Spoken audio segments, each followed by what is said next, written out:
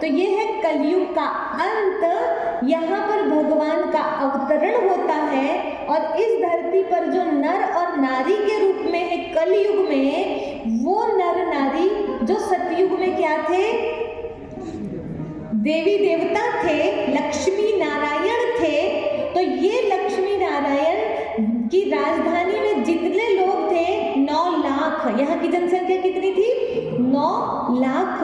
ये 9 लाख आत्माएं जब कलयुग में पहुंच जाती है तो ये सारी 9 लाख आत्माओं को जब यहाँ का ज्ञान दिया जाता है कि ये धरती स्वर्ग थी, यहाँ देवी देवताओं का राज्य था, यहाँ हर एक नर नारायण था, नारी लक्ष्मी थी, पवित्रता थी, वहाँ योग बल था, संयम था, ऐसे बताते तो उनको याद आ जाता है। जो यहाँ थे सतयुग में थे उनको याद आ जाता है यहाँ पर, और तुरंत वो आत्माएं मान लेती हैं और पवित्रता वाला जीवन स्वीकार कर लेती हैं। बाकी सब लोग बहस करने लग जाते हैं, बाकी लोग स्वीकार नहीं करते।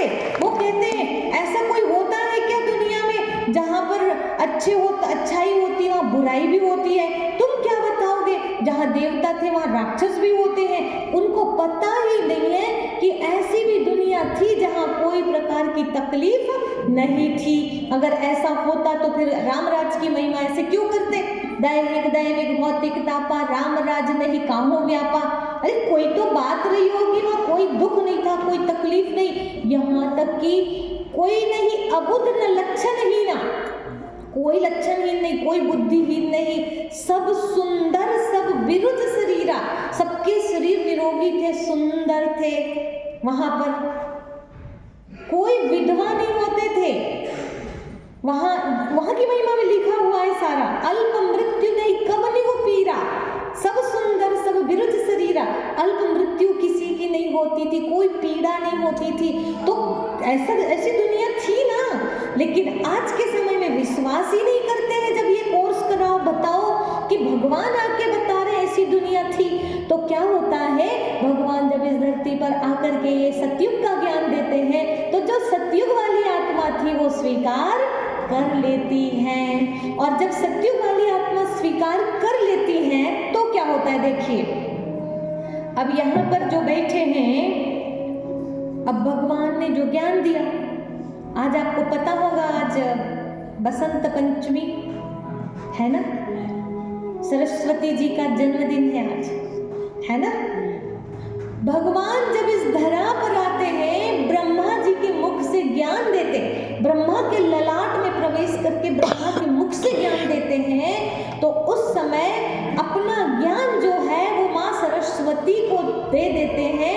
वीणा मतलब वो वीणा उनको देते हैं, वो ज्ञान उनको देते हैं, और उस ज्ञान की वीणा जब दुनिया में बजाते हैं तो जो रूखा सूखा जीवन था, निराश हताश आत्माएं थी, उनके जीवन में रौनक आ जाती है। वो दिन है आज, उसी की जयंती मनाई जाती है। तो क्या हुआ, अब जैसे भगवान ने ज्ञान दिया, मान लो ऐसे लोग बैठे होंगे सुनने के लिए, तो उसमें से भगवान ने तो सबको ज्ञान दिया होगा ना, कोई एक दो को तो ज्ञान नहीं देगा कि सूर्य नाम का कोई होगा उसको दिया होगा। इस दुनिया में जितने लोग थे सब तक वो ज्ञान पहुंचा नहीं, तो भगवान को बोलेंगे नहीं क्या, हे भगवान तू आया और उनको दिया, मेरे को तो पता ही नहीं चला। तो हर एक के कानों कान वो बात जाएगी, लेकिन कोई मानेगा कोई नहीं मानेगा।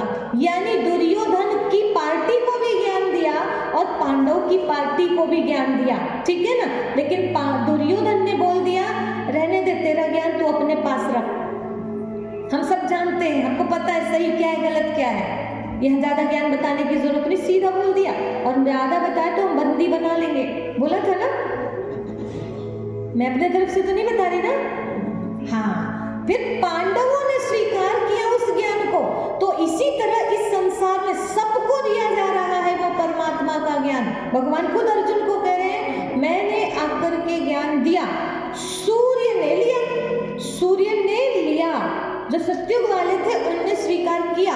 अब मान लो इतने सारे लोग बैठे हैं, अभी यहाँ पर जो सुनाया जा रहा है जैसे ही उठते हैं ना तो ऐसे झटकते ना सब, हाँ तो उठते हैं कुछ ऐसे झटक कर ज्ञान को भी झटक के चले जाते हैं। और सत्संग करने की आदत है ना, चलो कथा चल रही है सुनने चलते, तो वो ज्ञान जो यहाँ पर सुना बहुत अच्छा लगा कि बात तो सही है तो फिर कुछ तो विचार करो। नहीं, यहाँ से गए झटक दिया और घर जाके अपने काम धंधे में लग गए। जबकि होना क्या चाहिए, भगवान जो कह रहे मैंने सूर्य को दिया और सूर्य ने मनु को दिया। कुछ लोग हैं जो सूर्यवंशी घराने की आत्मा है, सतयुग वाली आत्मा है, वो झटकने वाली नहीं है। वो क्या करेंगी, यहाँ से जाएंगे और किसको देंगे, वो ज्ञान जो सुना है वो अपने मनु को दे देंगे। मनु यानी मन में उसका चिंतन चलेगा, फिर मन भी वहीं नहीं बैठा रहेगा, मन भी अपने पुत्र इक्ष्वाकु को दे देगा। यानी मन जो है वो इच्छा को दे देगा, इच्छा में ढल जाएगा कि नहीं ये ज्ञान जो सुना रहे हैं बिल्कुल सही है, हमें ये करना चाहिए, हम ही देवता थे, हम ही पवित्र थे, अब हम अपवित्र बन गए, साधारण नर नारी बन गए तो दुनिया कलयुग बन गई, अब हमें फिर से पावन बनना है। तो फिर इच्छा होती है कि नहीं ये गंदी चीजों की वजह से, गंदा खान पान रहन सहन की वजह से दुनिया नरक बनी है, अब मुझे इसको छोड़ना है। और जेब में अगर पुड़िया रखी होगी गुटखा तंबाकू की, तुरंत निकाल के फेंक देगा। ये क्या हो गया, ये क्या हुआ, संस्कार में आ गया। तो पहले सूर्यवंशी घराने की आत्मा को वो ज्ञान मिला सबको, लेकिन सुना किसने, उसने। और फिर उसने अपने मन में चिंतन किया, फिर इच्छा हुई कि सही है करना चाहिए, और फिर उसके बाद कर लिया तो वो संस्कार बन गया।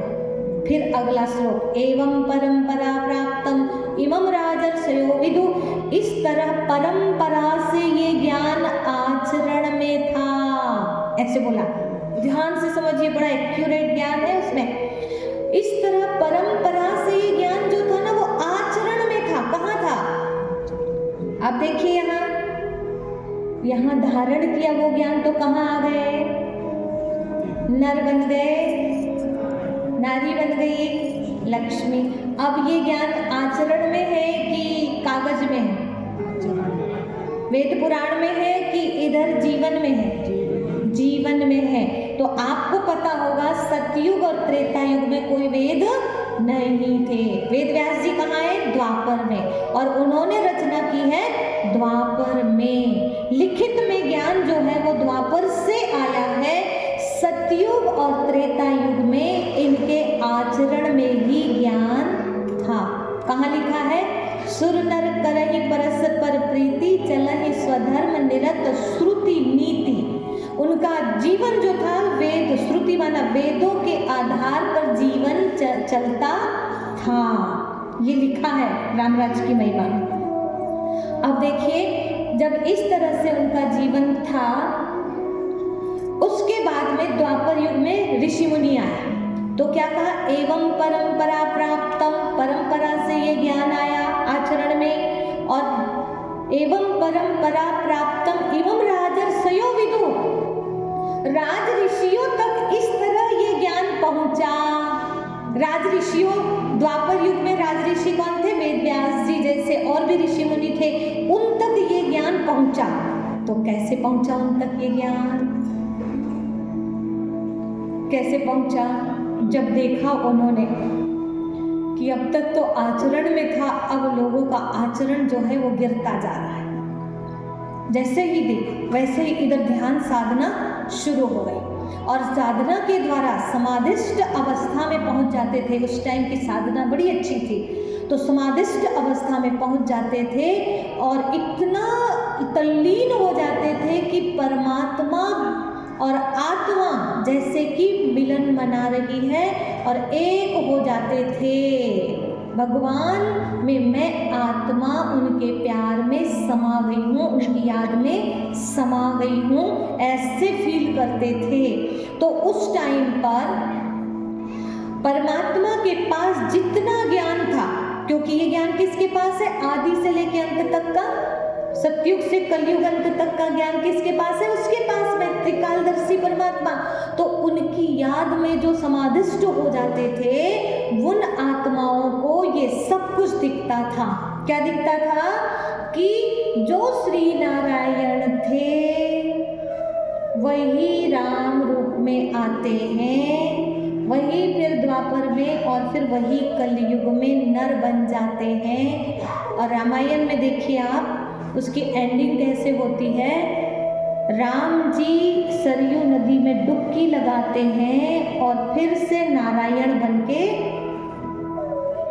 निकल जाते हैं और कहते हैं नारायण जी के धाम में चले गए, ऐसे बोलते नहीं। तो सीता राम सरयू नदी में डुबकी लगा के फिर लक्ष्मी नारायण बन जाते हैं। तो लक्ष्मी नारायण कहाँ होते? सतयुग में होते हैं। तो सीता कौन है? हम आत्माएं। और दर दर भटकने वाला रोने वाला राम कौन है?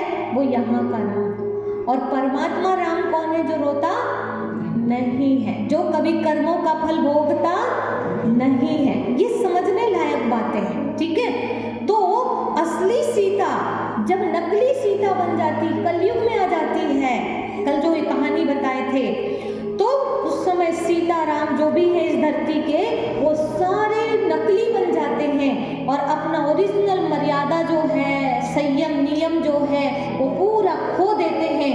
तब परमात्मा आते हैं और उनको रावण के जंजीर से छुड़ाते हैं और वही उन्हीं को ही फिर नर से नारायण, नारी से लक्ष्मी बनाते हैं। वो कलयुग अंत तक की कहानी है, वो वाली रामायण वाली।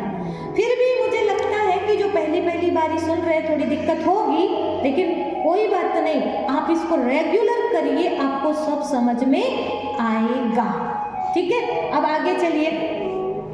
तो क्या हुआ? ये ज्ञान राज ऋषियों तक पहुंचा। काहे से पहुंचा? समाधि की अवस्था से पहुंचा।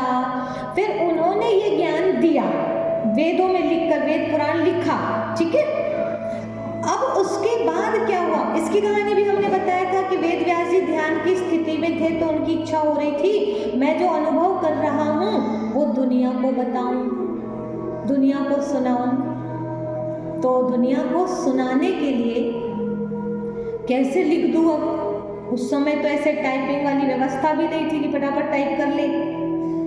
उस समय तो लिखने के पेन भी ऐसे नहीं थे कि फटाफट लिख ले, कलम दवाज यही सब चलता था। और पत्तों में, पत्थरों में ऐसे तो लिखते थे। तो कितना क्लियर पहुंचा होगा वहां की बात, यहाँ जरा विचार करके देखिए। कितनी मुश्किल है बात, है ना, वहां से ये सारी चीजें यहाँ पहुंचना।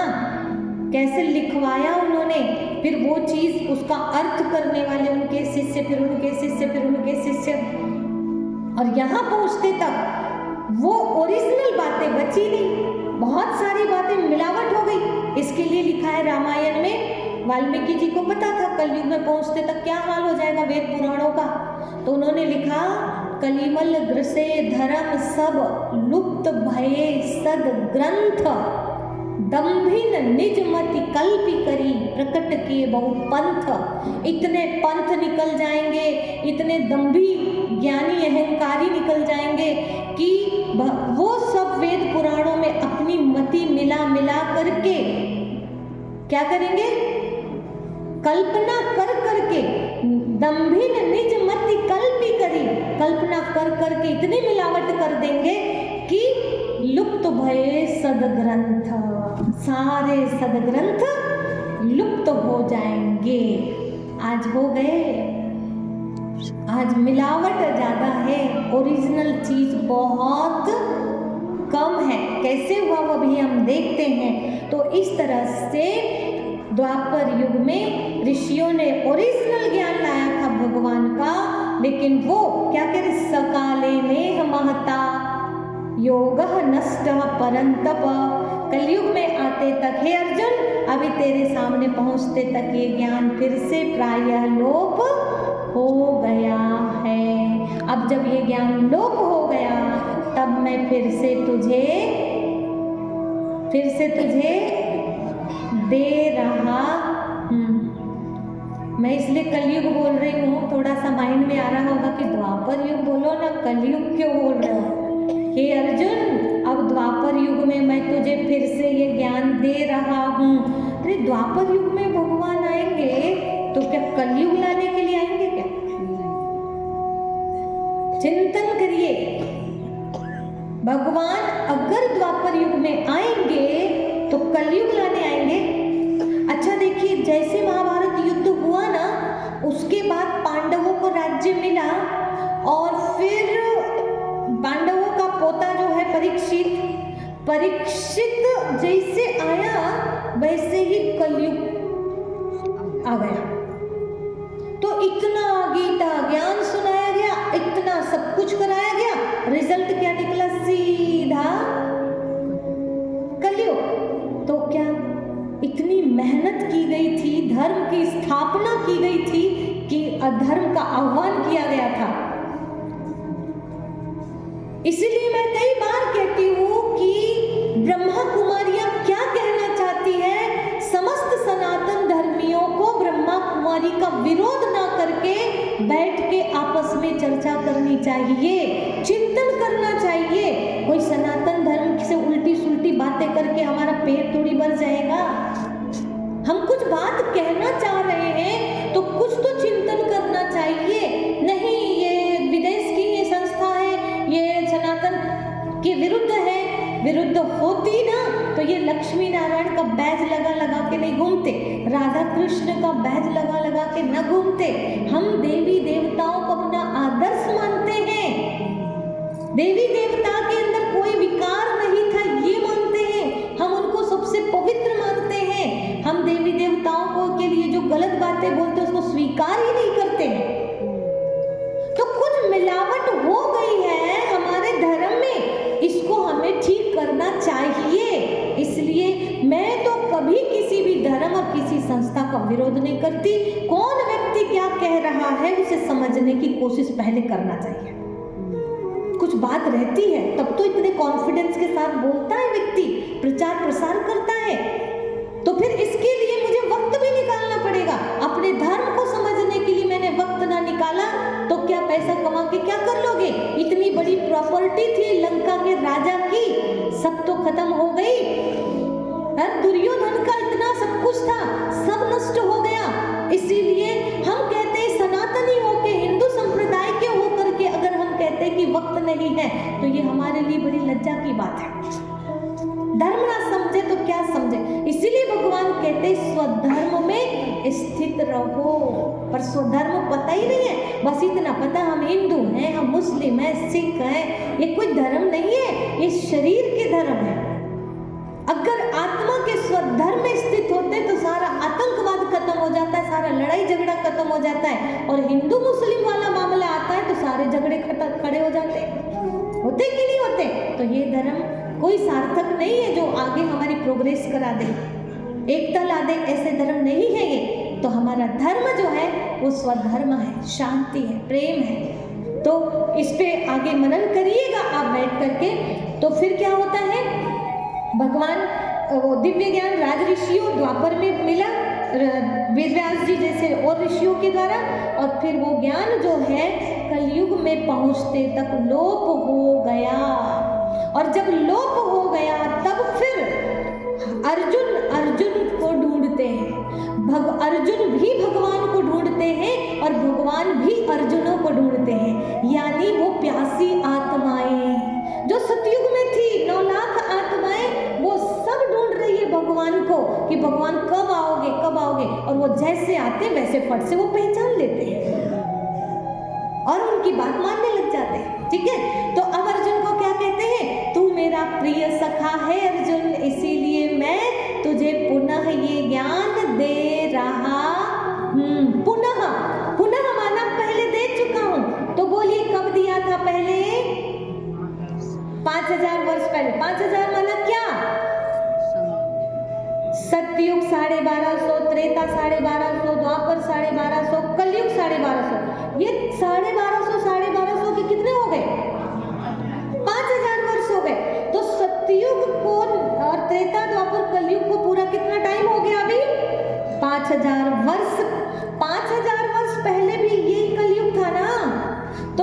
पर फिर भगवान आए थे और फिर गीता ज्ञान देके सतयुग की स्थापना किए थे, और फिर पूरा सतयुग से लेके कलयुग तक फिर 5000 वर्ष हो गए, तो फिर आके ज्ञान देने लगे।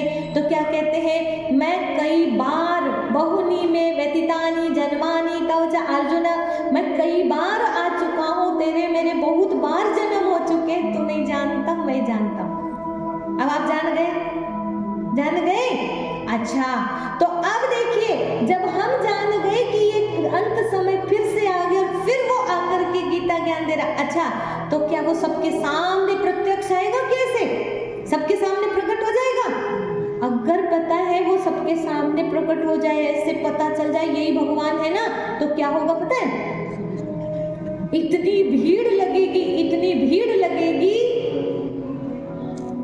कि पढ़ाई पढ़ना मुश्किल हो जाएगा। अभी भी जहाँ कोई बाबा जी अच्छे से आशीर्वाद देते हैं ना, वहां कैसे भीड़ लगती है? वहां पर ज्ञान सुनने वाले नहीं, वहां कुछ करने वाले नहीं, वहां पर कौन होते पता है? बस आशीर्वाद मिल जाए और हमारा काम बन जाए, जो भी समस्या चल रही वो ठीक हो जाए, ऐसे लोग ज्यादा भागते हैं। तो भगवान आते हैं तो आशीर्वाद देने नहीं आते हैं। भगवान किस लिए आते हैं? हमें अपने कर्मों का ज्ञान देने के लिए आते हैं कि बच्चे तुम ऐसे कर्म करो तब तुम्हारा कल्याण होगा। भगवान ये नहीं, ऐसे नहीं कहते आशीर्वाद प्रधान नहीं, कर्म प्रधान विश्व रची राखा, और जो जस करही तस फल चाखा। गुरु जी ने किया है तो गुरु जी पाएगा, और चेला करेगा तो चेला पाएगा। तो क्या करना है? बाबा से आशीर्वाद लेना है, कर्म सुधारने पड़ेंगे। तो इधर पे थोड़ी मेहनत करनी पड़ती है यहाँ पे, इसलिए सबको थोड़ा कठिन मार्ग लगता है, परंतु क्या कठिन करेंगे तभी तो मिलेगा ना, ये बात समझना चाहिए। ठीक है, फिर बताते हैं कि कैसे आता हूँ।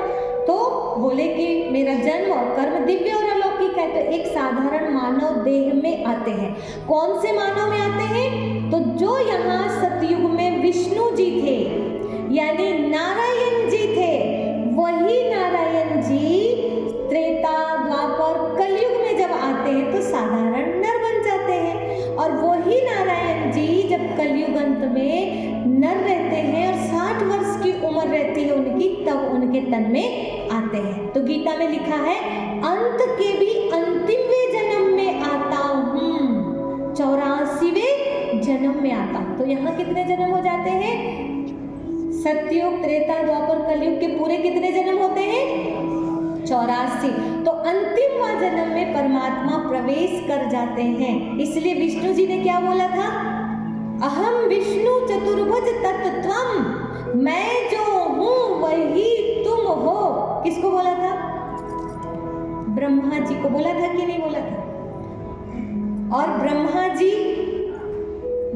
विष्णु जी की नाभि से ब्रह्मा जी प्रकट हुए थे, तो ब्रह्मा जी को उसी नाल के अंदर 5000 साल तक भ्रमण करना पड़ा था। ये शिव पुराण में लिखा है। वो यही है कि यहाँ से नारायण जी की आत्मा पूरे 5000 वर्ष पूरा करती, तब जाकर वो क्या बनती है? कोई नहीं, बस क्या बनती है? ब्रह्मा बनती है। अब शास्त्रों में भी प्रमाण है, 5000 वर्ष का भी प्रमाण है, विष्णु जी ही ब्रह्मा जी बनते, ये भी प्रमाण है। अब उसके बाद भी अगर हम आपको बताएं कि अभी परमात्मा पार ब्रह्म परमेश्वर ब्रह्मा तन में आ चुके हैं, तो अब सामने वाला प्रश्न करे, इनको कैसे ब्रह्मा बना दिया आपने? तो जब जब भी ब्रह्मा बनेगा तो